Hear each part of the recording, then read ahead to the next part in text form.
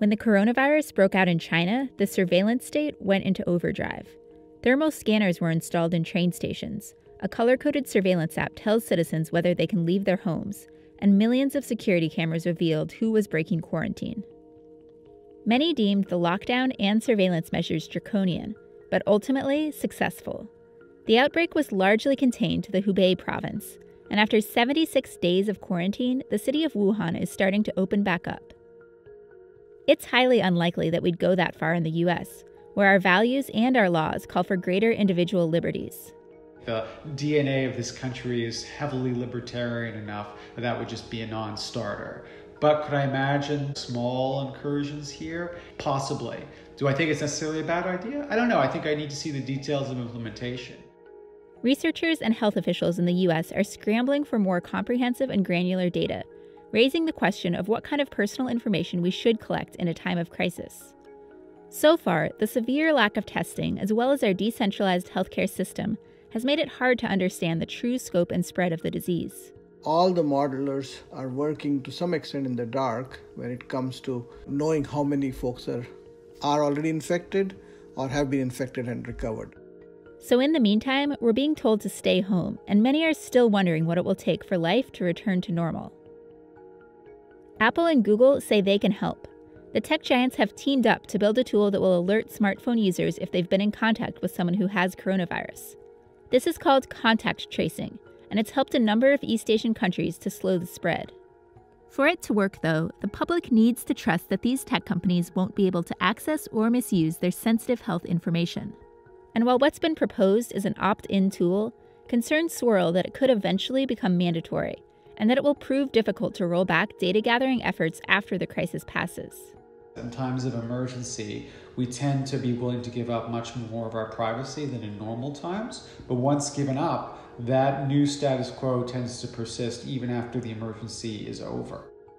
But as we try to get our economy up and running again, a sophisticated contact tracing tool could be a major part of the solution.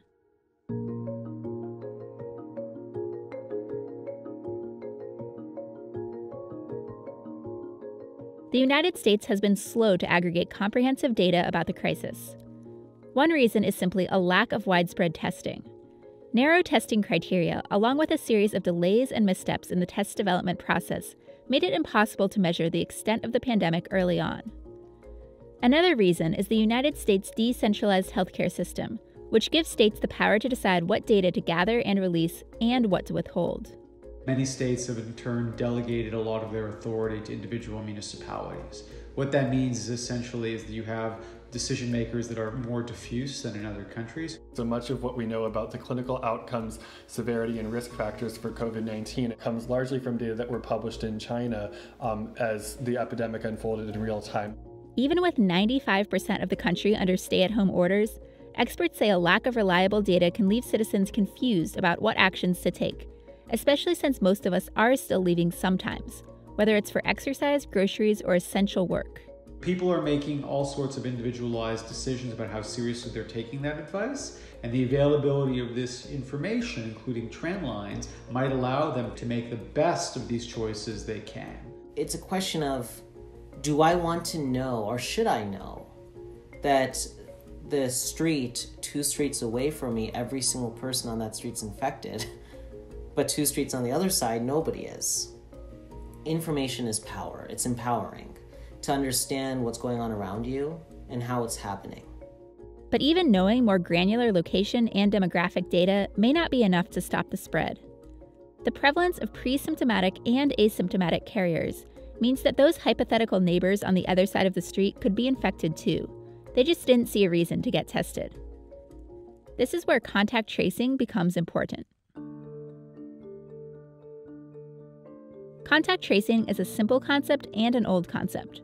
Public health departments usually implement it in the early stages of an epidemic. And the traditional way that they do this is by interviewing the person, and they ask them where have they been, who has been to their house, where do they work, and so forth, and then they just start making calls.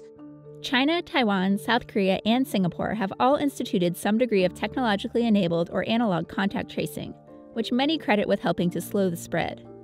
In many cases, these efforts were aided by mass testing, more centralized universal healthcare systems, and numerous other surveillance measures, many of which would not pass muster in the US.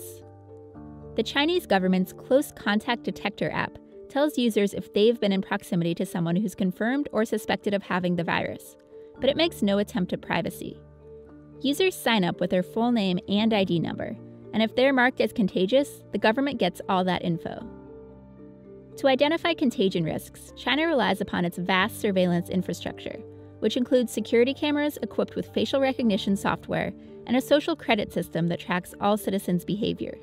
If you tried to transplant the Chinese system to the United States, people would be up in arms and likely would be much less efficacious. South Korea and Taiwan have also managed to flatten the curve, while avoiding widespread lockdowns like we've seen in China and the US. In South Korea, the government uses cell phone location data, video surveillance, and credit card records to monitor activity. And if a citizen tests positive, an emergency alert is sent out that includes their last name and a detailed record of their everyday travel. An app monitors quarantined individuals to make sure they don't leave home. And the government's now working on getting monitoring bracelets on people who go into self-isolation for 2 weeks. Similarly, Taiwan uses cell phone location data to maintain an electronic fence around its roughly 55,000 quarantined individuals, which alerts authorities if anyone strays too far. The country actually passed enabling legislation on a very rapid basis, literally a matter of days, to permit the government to do a variety of things that it wasn't clear they were able to do under existing law, and cabined in that government authority to this time of emergency. But perhaps the country with the most realistic model for the United States is Singapore, which has rolled out its own contact tracing app to complement intensive analog efforts on this front.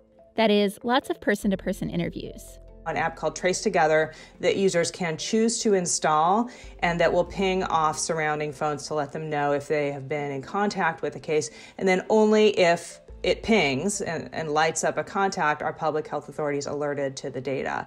Additional measures the country's taken, like requiring quarantined individuals to verify their whereabouts multiple times a day, would likely not fly in the US.